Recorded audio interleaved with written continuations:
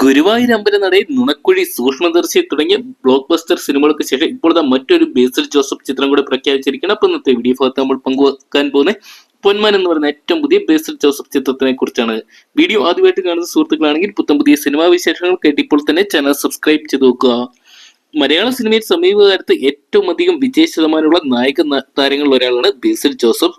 സൂക്ഷ്മദർശിനിയാണ് ഒടുവിലായിട്ട് ബേസിലിന്റേതായിട്ട് പുറത്തിറങ്ങിയ ചിത്രം. മികച്ച അഭിപ്രായങ്ങൾ സ്വന്തമാക്കിയ ചിത്രം രണ്ടാം ഭാഗത്തിലോട്ട് കടന്നപ്പോൾ തന്നെ 30 കോടിക്ക് മുകളിൽ കളക്ട് ചെയ്ത് ഈ ഒരു വർഷത്തെ വിജയ ചിത്രങ്ങളുടെ പട്ടികയിൽ ഇടം നേടിയിട്ടുണ്ടായിരുന്നു. ബേസിൽ ജോസഫിനെ നായകനാക്കി ജ്യോതിൽ ശങ്കർ സംവിധാനം ചെയ്യാൻ പോകുന്ന ചിത്രമാണ് പൊന്മാൻ എന്ന് പറയുന്ന സിനിമ.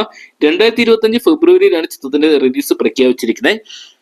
അജിത് വിനായക ഫിലിംസിന്റെ ബാനറിൽ വിനായക അജിത്ത് ആണ് ഈ ഒരു സിനിമ നിർമ്മിച്ചിരിക്കുന്നത്. എന്തൊക്കെയാണ് ചിത്രത്തിൻ്റെതായിട്ടുള്ള ഫസ്റ്റ് പോസ്റ്റർ ഇപ്പോൾ പുറത്തുവിട്ടിട്ടുണ്ട്. അണിയറ പ്രവർത്തകർ മികച്ച അഭിപ്രായങ്ങൾ തന്നെ ചിത്രത്തിന് വരുന്നുണ്ട്. എന്തൊക്കെയാണ് ചിത്രത്തിന്റെ ഫസ്റ്റ് ലുക്ക് അടക്കമുള്ള പോസ്റ്ററുകളിൽ നിന്നെല്ലാം തന്നെ വലിയ ഒരു പ്രേക്ഷക ശ്രദ്ധ പിടിച്ചു പറ്റാൻ സാധിച്ചിട്ടുണ്ട്. JR ഇന്ദുഗോപന്റെ 4 ചെറുപ്പക്കാർ എന്ന നോവലിനെ ആസ്പദമാക്കിയാണ് പൊന്മാൻ എന്ന് പറയുന്ന സിനിമ ഒരുക്കിയിരിക്കുന്നത്. JR ഇന്ദുഗോപൻ, ജസ്റ്റിൻ മാത്യു എന്നിവർ ചേർന്നാണ് ചിത്രത്തിന് തിരക്കഥ രചിച്ചിരിക്കുന്നത്. ലിജോമോൾ ജോസ് ആണ് ചിത്രത്തിൽ നായികയായിട്ട് വരുമ്പോൾ ബേസിൽ ജോസഫിനൊപ്പം തന്നെ സജിൻ ഗോപു, ആനന്ദ് മന്മഥൻ, ദീപക് പറമ്പോൾ, രാജേഷ് ശർമ്മ, സന്ധ്യ രാജേന്ദ്രൻ, ജയ കുറുപ്പ്, റജു ശിവദാസ്, രശ്മി സഞ്ജു, മഞ്ജു അഞ്ചൽ തുടങ്ങി മലയാളത്തിലെ പ്രമുഖ താരങ്ങളെല്ലാം തന്നെ അണിനിരക്കുന്നുണ്ട്. എന്തൊക്കെയാണ് കാത്തിരിക്കാം.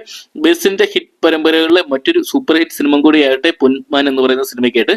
അപ്പൊ നിങ്ങൾ എത്രയാണ് പൊന്മാൻ എന്ന് പറയുന്ന ഏറ്റവും പുതിയ മലയാള സിനിമയ്ക്കായിട്ട് കാത്തിരിക്കുക? കമന്റ് ബോക്സിൽ പങ്കുവെക്കുക. വീഡിയോ ഇഷ്ടപ്പെട്ടെങ്കിൽ ലൈക്ക് ചെയ്യാനും ഷെയർ ചെയ്യാനും ചാനൽ സബ്സ്ക്രൈബ് ചെയ്യാനും മറക്കണ്ട.